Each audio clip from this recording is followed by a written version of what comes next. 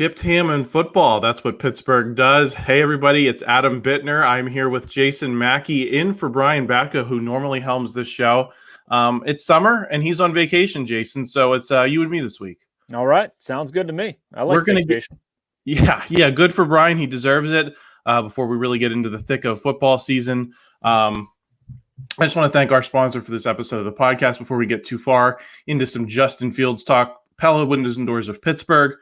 No better place to get new windows and doors installed in your home than Pella, who can help you save on energy costs year-round. Schedule a free in-home consultation with your local Pella Windows and Doors to find the right product for your home or budget. Give them a call at 866-593-1560 to get started planning on your new windows and doors installation with Pella Windows and Doors of Pittsburgh. Jason, let's get into the Justin Fields talk. We're getting into the point of the offseason where some of this stuff kind of takes on a life of its own because there's nothing else to talk about. Our Ray Fittipaldo was on The Fan on Friday and mentioned that, accuracy has always been a concern for Justin Fields, and that was a little bit of an issue during the offseason program, OTAs and minicamp on the South Side. He went out of his way to say he didn't think it was a big deal, but a lot of people didn't hear Ray say that part. They just heard he wasn't super accurate, and prompted a little bit of an online freakout. So as someone who was down there, Jason, I guess I wanted your thoughts on what you saw from Justin Fields down at OTAs. I saw Justin Fields getting used to a new team in May and June, which tells me, I think Mike Tomlin was asked a version of this, Adam, at the end, how much have you sort of paid attention to this, that, relative to the quarterbacks? I didn't. And I think that I put this in that bucket where I don't care if Justin Fields is accurate or not. He's learning a new offense. He's around completely new people. To be honest with you, I didn't even notice anything that stood out that was that egregious. I'm not going to sit here and dispute Ray's reporting or sourcing or what Ray's eyes saw. And it's not even about that. We're talking about May and June, and we're worried about a quarterback completing enough passes in OTAs. To me, that speaks to exactly what you're talking about. We're so eager for content.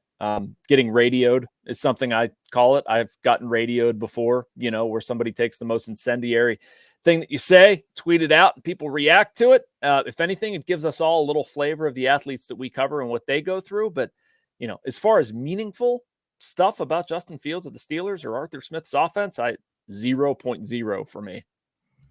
Yeah, I mean, that's kind of what my reaction was as well. It was, sometimes when I'm prepping these shows, I just like to see what's being said out there. And I was like, wow, this is apparently a thing that people are talking about.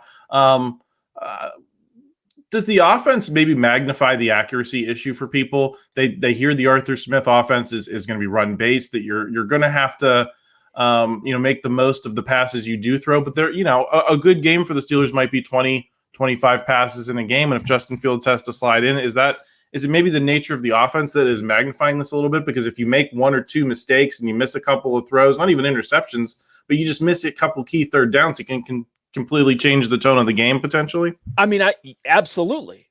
In September, October, November, December, if we're talking about, Russell Wilson gets hurt or Russell Wilson gets benched, Justin Fields comes in there and he's inaccurate with the ball and he's completing 40% of his passes in a division game in November, that's an issue.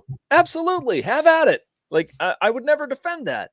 My only thing, and I think Ray said this as he tried to clarify the comments or add more context, whatever, it's just that it's May and June. So yes, I think accuracy is going to be an important part of Arthur Smith's offense. I think accuracy is a part of most people's offense, but if you're talking about utilizing the tight ends, theoretically using the middle of the field more, we're talking about passes that need to be accurate. You're fitting them into tight windows. I would say that based on their wide receiver situation, opposite of George Pickens, I don't know what they're going to get out of Van Jefferson, Quez Watkins. I'm missing one or two, Scotty Miller, whatever. Those guys are not combat catch guys. They're not make up for mistake throw guys. George Pickens might be, but yes, accuracy is going to be paramount. I'm going to freak out about it a lot more during the regular season than I am right now. I think beyond just this, this little kerfuffle of the past weekend, Justin Fields has been kind of a really polarizing player for some reason. He's been a flashpoint for a lot of conversation. I think some of that's been stoked by national media that kind of has wanted to turn this into a, a QB controversy where I don't think one exists. I think locally we know that there is Russell Wilson 1 and Justin Fields 2. And if Russell Wilson doesn't perform, okay, maybe Justin Fields enters the conversation at that point. But at least right now, it's a 1 and 2 situation. Still, it just seems like anything Justin Fields says, anything Justin Fields does gets magnified. What do you think the reason for that is? And that fascination that has been stoked, here early in his tenure in Pittsburgh? Because I think it's a great storyline. I think it's a great storyline based on his draft position and speculation over a trade. And finally, the Bears moving on from him in a trade. It aligns with Caleb Williams being the number 1 overall pick. Russell Wilson's a name. How he arrived in Pittsburgh. Like, it's great theater. To be fair, I hope it's not great theater in the season. Like, I hope that Russell Wilson just does enough to, engineer ground-based attack, and they take some shots downfield from time to time, and it's good enough. I don't think it's going to be an explosive offense, but I think it can be an effective offense. But for right now, like, it's a great story, isn't it? Justin Fields, if he comes in here and resuscitates his career with Mike Tomlin, the Steelers, and or does Russell Wilson hang on for a couple more? Does Russell Wilson use this as a pivot point to come into Pittsburgh and then use that to earn a big contract elsewhere? I don't know how it's going to go. I mean, it's exactly what the NFL does well, and it's reality TV type stuff. That's the best I can guess anyway. Just maybe it looks attractive from the outside, but isn't it weird? You mentioned this earlier, where inside, people talking to Mike Tomlin and, hear what we hear in Pittsburgh, it's very clearly like Russell Wilson's in pole position. There's not much of a quarterback controversy. And then you go across the country or halfway across the country, and there's a much different read on things. I don't totally know why that is. I'm just kind of guessing. Is it just one of those things where the Steelers are such a national brand, and they end up in those, on those talk shows in the afternoon on TV?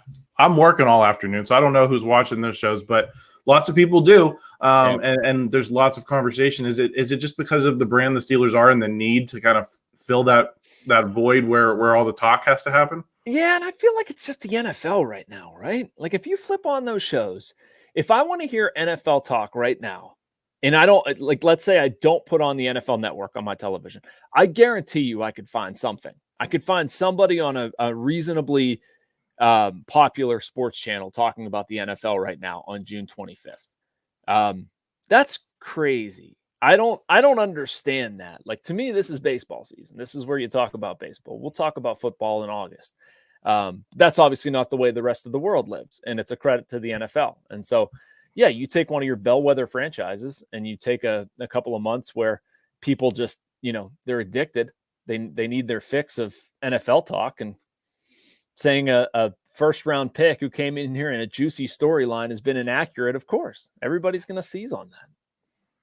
Yeah, I think it's an interesting phenomenon to watch play out. I also think there's probably just a yearning in this fan base, Jason, for some certainty at the position. They got a lot of praise initially for the moves, bringing Russell Wilson and Justin Fields in here. But I think now that that's marinated for people, they've already moved on to like, okay, well, what happens next year?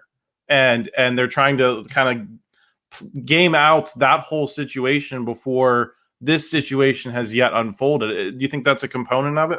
Oh, 3,000%, man. Absolutely. Like, the Steelers got the ingredients together. They're kind of bringing things to a rolling boil, and like, Steelers fans are running into the kitchen wanting to taste it.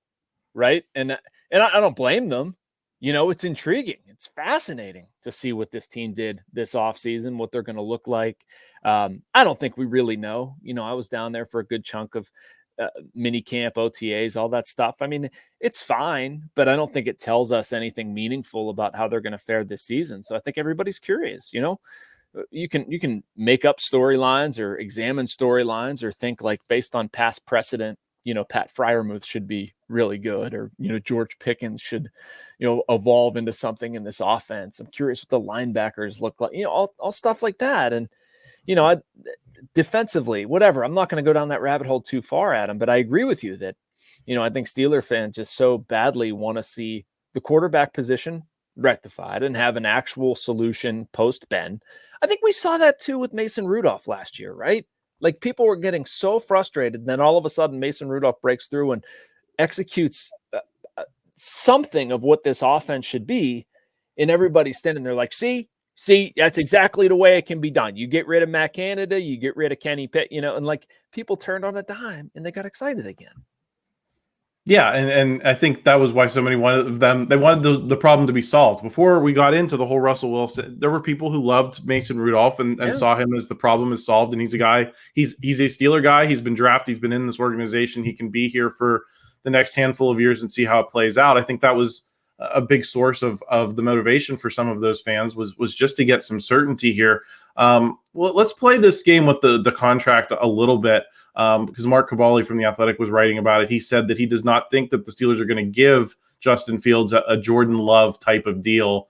I think it was like 1 year, $13 million before, they ended up moving on from Aaron Rodgers and Jordan Love got to, take things over for the Packers. Does that number seem high to you to keep Justin Fields around? Or do you look at what could happen? Let's say Russell Wilson shows out, has a great year. Steelers can't afford him. Someone else snaps him up in free agency. And you don't have a quarterback then signed going into the draft and free agency next year. Do you look at Justin Fields at all as an insurance policy on that potential outcome?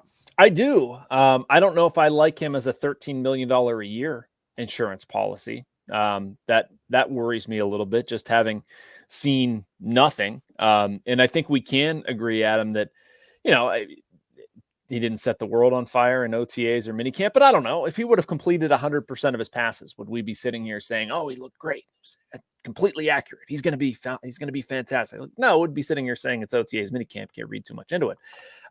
So yeah, I mean that's kind of where I'm at on this. I want to see it play out. Like I think Russell Wilson deserves to be in pole position. I don't have any problem with that. I want to see what he does, and I think it's an excellent insurance policy to have Justin Fields as well. I probably feel a little bit better about the certainty with Russell Wilson, just because I think the Steelers can put together a decent offensive line.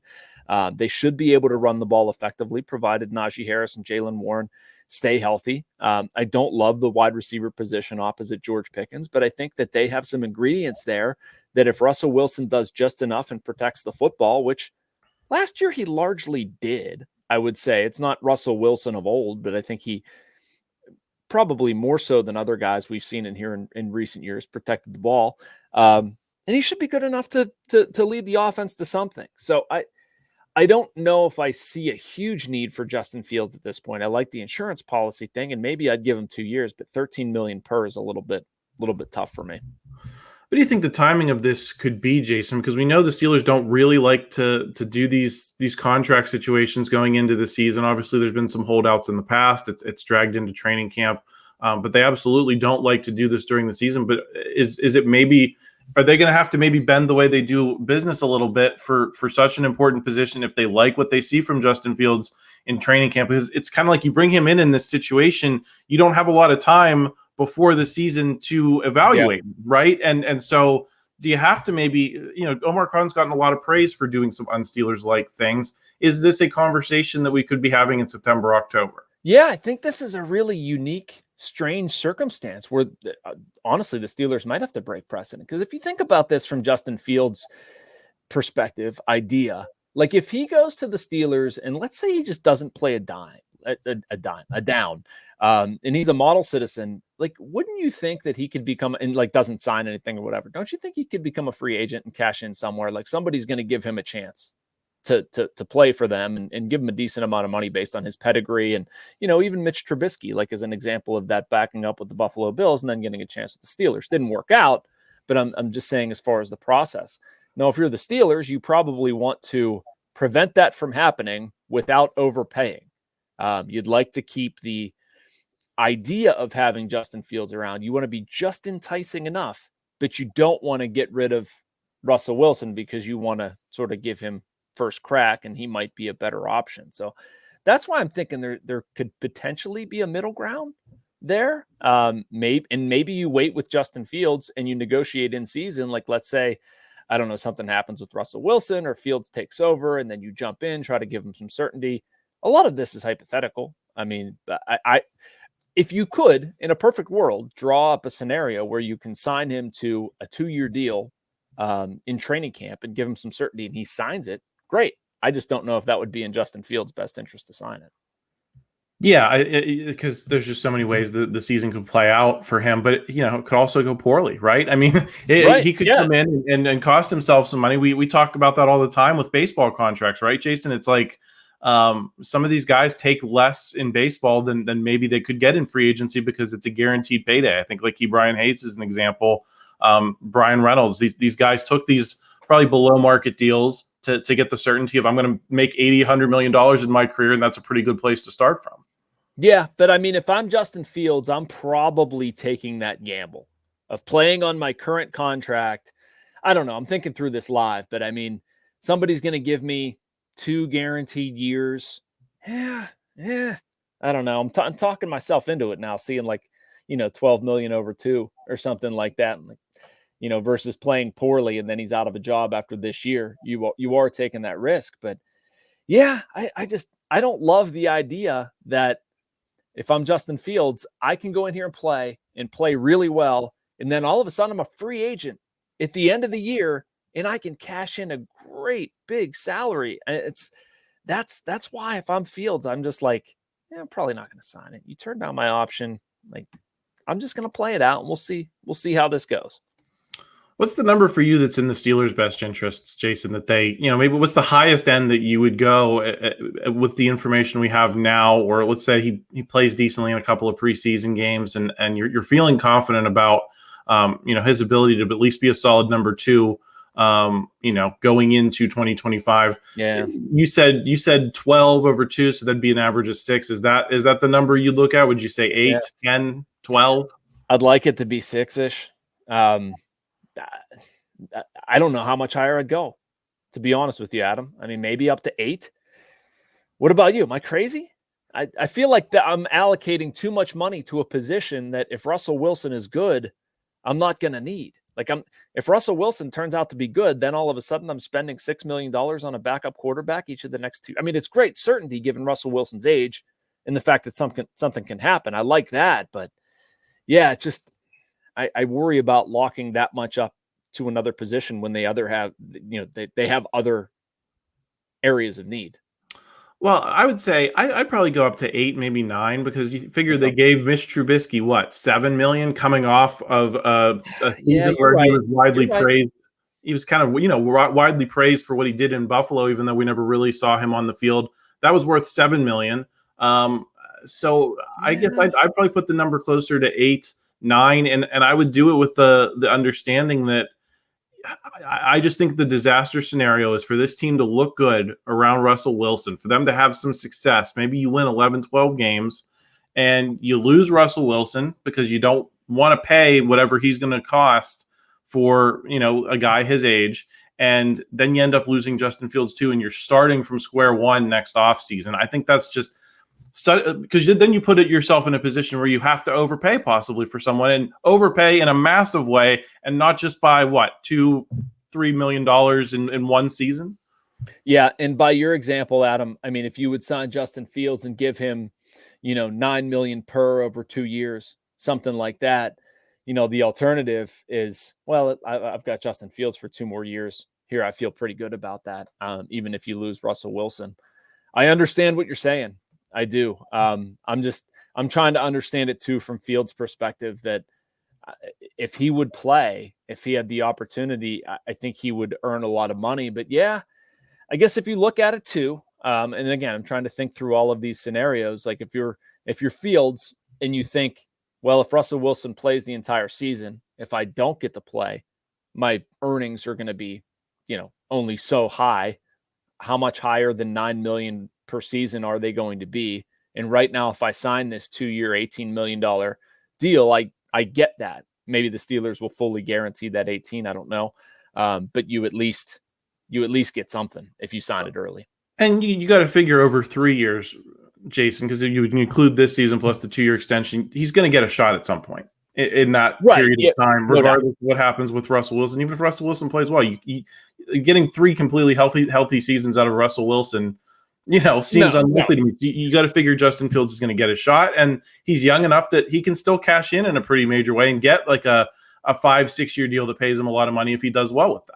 Yeah, I'm just saying you got to think through that calculus right now if you're Fields, right? Like you have to think about this season on whether you sign the deal or not. You think, am I going to get a chance to play? Is it worth the risk?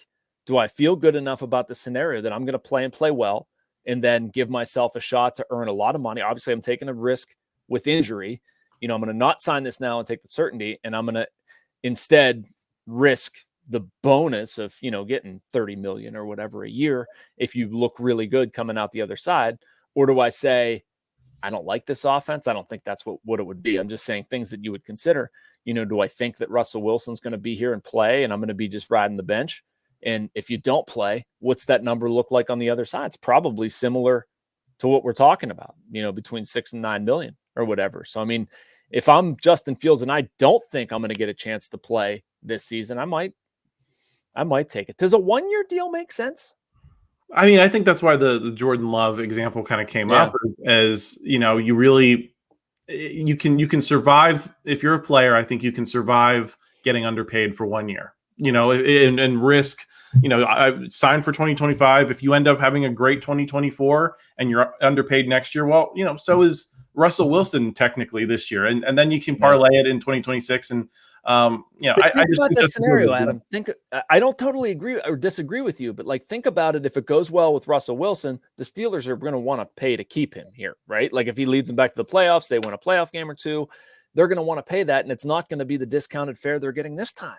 And so then you pay Fields $13 million and then you're going to pay Russ whatever it is. And all of a sudden you've got way too much money locked up in quarterback and you've probably got other places you'd like to spend.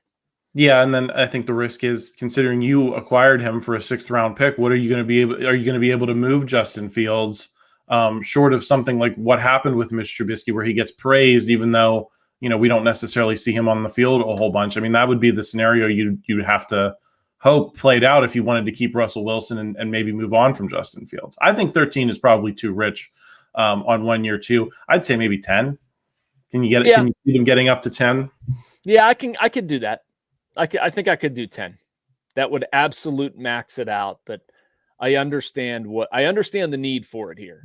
If you're the Steelers, you're kind of, I was talking about 12 million over 2, 10 million for 1, frees me up, gets me out from under it in that second year. If I do truly want to roll with Russ, gives me an opportunity to do something else with Fields if I want to. If I feel, if we want to reevaluate this in a year, I like that part of it. So yeah, I'd probably do 10. I wouldn't love it, but I'd do it. I see the need for it.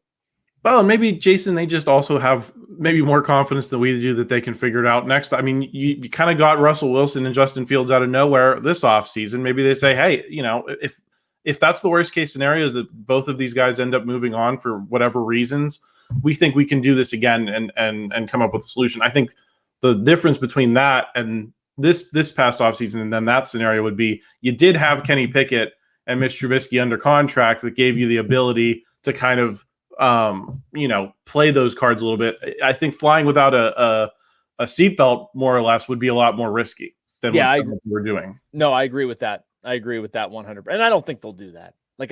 Omar Khan doesn't strike me as the type who would do that. I worry about tying up too many dollars in the quarterback position. You look at teams that are able to thrive. A lot of times it's with a quarterback on a team friendly or rookie deal. They're striking early in a quarterback's tenure, right? That was one of the things that was supposed to be so special about Kenny Pickett. He's going to come out of here ready to go, and Steelers are going to be competitive immediately. And I know, best laid plans. It obviously didn't work out like that, but that's what I think about. I just don't want, I don't want to see them having to spend $35-40 million on a quarterback. As much as I like Ben, and understand what he represents for the franchise, he took a whole lot of money up at one position, and I wish they could replicate that production for cheaper. And this year, I mean, they absolutely are. That's why I think it's an important year that they, establish something and figure out one of those guys and whatever. I just don't want to see long-term all of that money tied up. Yeah, and it's just they're in a difficult position because if this goes well, you're going to have to pay. You're going to have to pay. You're going to have to pay one of these guys to keep them around if things go well, or you're going to have to pay a free agent. So, or you're going to have to stink, if this doesn't work out and hope to get, a higher draft pick, or you're going to have to move some draft capital to maybe move up in the draft. And so, that's why I guess the Justin Fields extension to me feels like the best possible, outcome, because every other outcome seems worse, at least from a financial perspective. No doubt. Do you really see, though, I was thinking about this, do you really see Fields and Wilson both flopping? I can't. Like, injuries aside, I don't know if I see a world where they're both not good. One of them's going to be all right? I mean, they were both not good. They were both not good enough on the teams that they played for last season, and that's why we're here. Yeah, I don't know. I'd like to think there's more around them here than there was there. Yeah, I would certainly agree with that, and I think they've, I think the coaching here is much more stable and in a good place, and I think you can.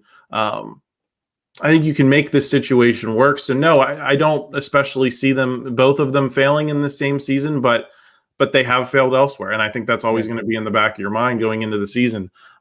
Jason, any final thoughts here on Justin Fields' quarterback situation before we sign off on our little foray into Chip Hammond football here? No final. I mean, the only thing I wanted to add is just that I hinted that this earlier. I don't think what the Steelers are going to ask of a quarterback is going to be gigantic. I don't think it should be gigantic. I don't want to see this team lining up, 4 wide, chucking it down the field. Like, I think a lot of what we saw early on, like, it should be extended drives. It should be running game based. It should be controlling the clock. I think they're perfectly capable of doing that. I don't want to say it's conservative, but I don't think this should be like a wide open lump a whole bunch on the quarterback. And I like that for the Fields and Wilson situation. So other than that, no, and I appreciate the chance to pinch hit here. Yeah, well, I think the only thing that concerns me about that is what happens when it doesn't work in the first quarter and the second quarter, and you're playing from behind. And how many times in this last handful of seasons have we seen the Steelers have to play from behind and have to do that and find ways? Is this personnel group good enough to do that in those situations? I'm curious to see what happens when it doesn't go their way. For sure. And you should be depending on your defense to not get too far behind if the offense, that's right. Like, they should be better at stopping the run. They should be keeping point totals down. The defense should be creating more. Like, if you have Minkah Fitzpatrick healthy and supported the way he should be in the secondary, what they did adding Patrick Queen in the middle of the defense, I like both of those. It should work together. But I understand, totally valid concern on your part. Yeah, so we'll see how that plays out. Thank you, everyone, for joining us. Christopher Carter is going to be back on the North Shore Drive on Wednesday. I'll be back Thursday with Paul Zeiss, and then we have the North Shore Drive Friday. Jason, you have your daily podcast. Anything you're looking forward to talking about this week? We've been basking in the glow of the Pirates play of late. Heavy on sarcasm there. So I hope things are a little bit better in Cincinnati. The natives are getting restless, and I understand why. So talking a lot about Pirates stuff. Yep. So make sure you're subscribed. I'm looking forward to all that from Jason this week. That comes out first thing in the morning. So make sure you're tuned in. And if you like this video, please pop a like button on there for us. Help us out in the YouTube algorithm. We always appreciate that. Brian will be back next week. So we'll talk to you then. Bye.